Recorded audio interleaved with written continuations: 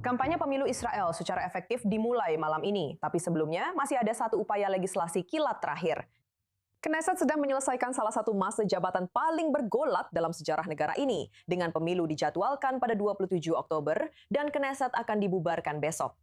Dalam jam-jam terakhirnya, koalisi telah melemahkan kewenangan Jaksa Agung, melindungi penghindar wajib militer ultra-ortodoks, dan memperluas program akademik yang dipisahkan berdasarkan gender.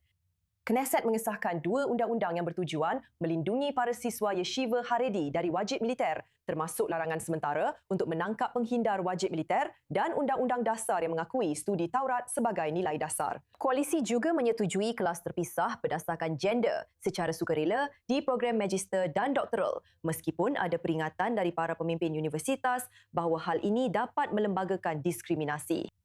Namun, Undang-Undang Pengecualian Haredi Permanen yang lebih luas gagal disahkan dan Mahkamah Agung telah membekukan larangan penangkapan sementara tersebut. Ini hanyalah sekilas dari hiruk-pikuk yang sedang terjadi di Knesset saat ini. Jadi, untuk mencoba memahami semuanya, kami ditemani di studio oleh analis politik Jill Hoffman. Jill, terima kasih sudah bersama saya di studio I24 News English.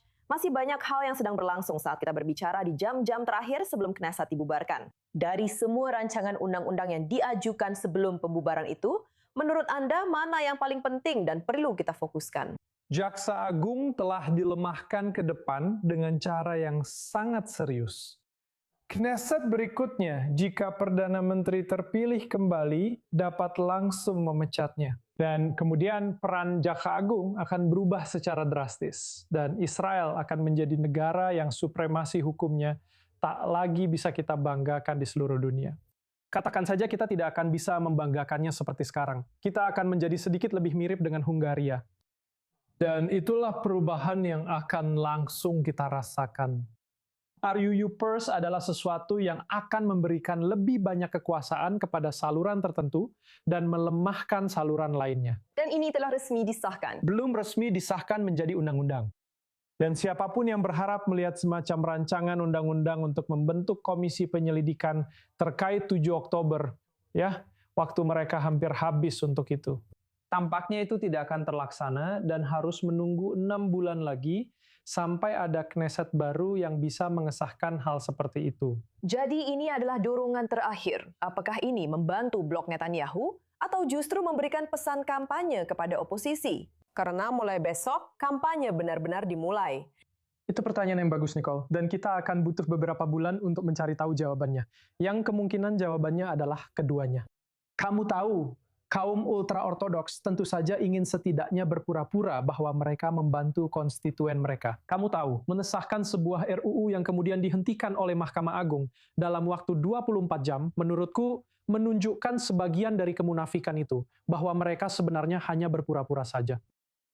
Netanyahu, jika dia percaya bahwa konstituennya lebih peduli untuk melemahkan pers dan Jaksa Agung daripada mereka peduli untuk bertugas di IDF dan memiliki pers yang bebas, maka bagus. Dia unggul dalam survei. Lalu, apa kata survei terbaru? Baru saja ada survei beberapa menit yang lalu di saluran berbahasa Ibrani I24 News English, dan untuk pertama kalinya di saluran itu, hasilnya menunjukkan bahwa Gadi Eisenkot lebih layak menjadi Perdana Menteri dibandingkan Netanyahu. Ada stasiun lain yang memiliki survei berbeda yang sudah mengatakan hal itu selama berminggu-minggu. Survei Channel 13 untuk pertama kalinya menemukan bahwa Eisenkot dapat membangun mayoritas di Knesset, sebanyak 61 dari 120 kursi tanpa dukungan Partai Arab. Dan itulah yang menjadi tujuannya selama ini. Apa yang kita lihat di dalam Likud sendiri? Seharusnya ada pemungutan suara untuk memperluas kendali Netanyahu atas daftar partai. Namun itu tidak dilakukan hari ini. Tapi apa yang harus kita harapkan di dalam partai dalam beberapa hari atau bulan ke depan? Jadi ini sudah beberapa kali ditunda sekarang. Dan Anda tahu, saya sudah meliput begitu banyak pemilihan di dalam Likud. Suasananya sangat semarak. Semua kandidat datang ke arena pameran Tel Aviv dan berjabat tangan serta mencium bayi. Ini adalah salah satu bagian paling menyenangkan dari sebuah pemilihan. Dan Netanyahu adalah orang yang membuatnya jadi lebih menyenangkan, karena dia datang dari Amerika dengan sudut pandang Amerika. Dia menyewa sebuah karavan ber-AC, dan setiap 20 menit benar-benar mandi dan ganti baju. Dan sementara semua kandidat lain terlihat berkeringat dan segala macam, Netanyahu terlihat sangat keren. Tapi sekarang, itu sudah tidak cocok lagi untuk Netanyahu. Dia ingin sekali mengendalikan daftar calonnya sendiri, menghukum musuh, dan mempromosikan teman-temannya. Semakin lama prosesnya, semakin lama tertunda, semakin besar keinginannya. Kemungkinan besar hanya akan ada semacam komite yang dia pimpin, tetapi daftar itu akan dia tentukan sendiri. Kecuali jika ada anggota Knesset dan menteri yang berhasil melawannya, yang jarang terjadi di Likud. Jadi semua ini adalah persiapan untuk pemilu. Gil, ketika Knesset dibubarkan besok, apa yang akan terjadi selanjutnya hingga 27 Oktober? Kamu tidak akan bisa pergi ke mall tanpa melihat seorang kandidat.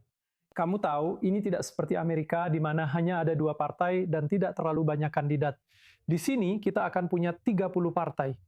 Kamu tahu, kita masih belum tahu apakah akan ada partai semacam Likud kedua yang dijalankan oleh mantan menteri seperti Yuliat atau Daniel Eli-Cikat yang bisa membuatnya lebih menarik. Kita masih belum tahu apakah akan ada partai semacam singkirkan petahana tanpa kandidat yang saat ini ada di Knesset.